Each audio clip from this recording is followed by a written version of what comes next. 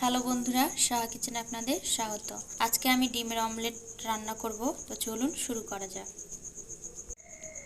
আজকে আমি ডিমের অমলেট করার জন্য নিয়েছি দুটো ডিম, গোটা জিরে, হলুদ গুঁড়ো, লবণ, পেঁয়াজ কুচি, টমেটো কুচি, লঙ্কা কুচি। এখানে লঙ্কাটা আমি 4টা কুচি করে নিয়েছি। আপনারা বেশি ঝাল চাইলে আরও একটা দিতে পারেন বা আরও কম চাইলে একটা কমিয়ে দিতে পারেন।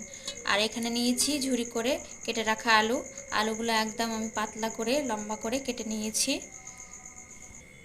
এখানে আমি একটা বাটি নিয়েছি।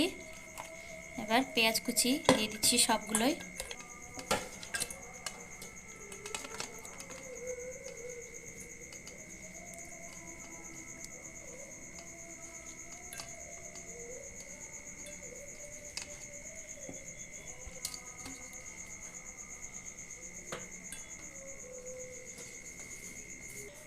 এবার দিচ্ছি স্বাদ অনুযায়ী নুন,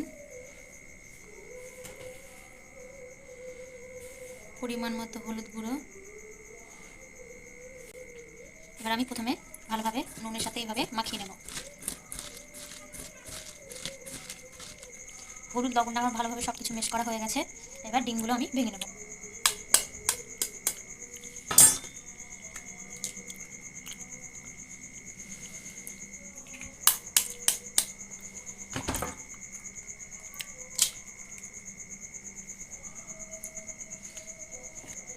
আর একবার ডিমের সাথে সবগুলো আমি ভালোভাবে এভাবে নেড়ে নেব। আমার সব কিছু ভালোভাবে নাড়ানো হয়ে গেছে। এবার আমি কড়াইয়ে তেল দিয়ে দিচ্ছি। তেলটা আমি ভালো করে গরম করে নেব। তেলটা আমার গরম হয়ে গেছে। এবার ডিমটা দিয়ে দেব।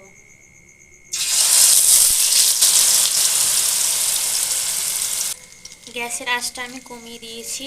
এবার খুন্তির সাহায্যে এইভাবে আমি ছড়িয়ে দেব পেঁয়াজ আলুগুলো সব।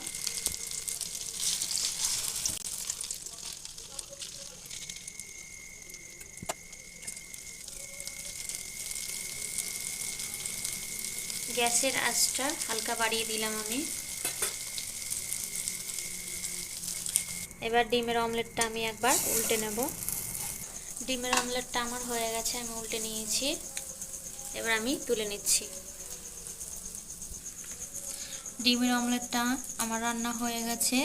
এরকমভাবে ডিমের অমলেট করলে খুব ভালো লাগে খেতে, তো আপনারা অবশ্যই বাড়িতে ট্রাই করবেন। তো আর আমাদের এই ডিমের অমলেটের রেসিপিটা আপনাদের যদি ভালো লেগে থাকে অবশ্যই লাইক শেয়ার কমেন্ট করবেন।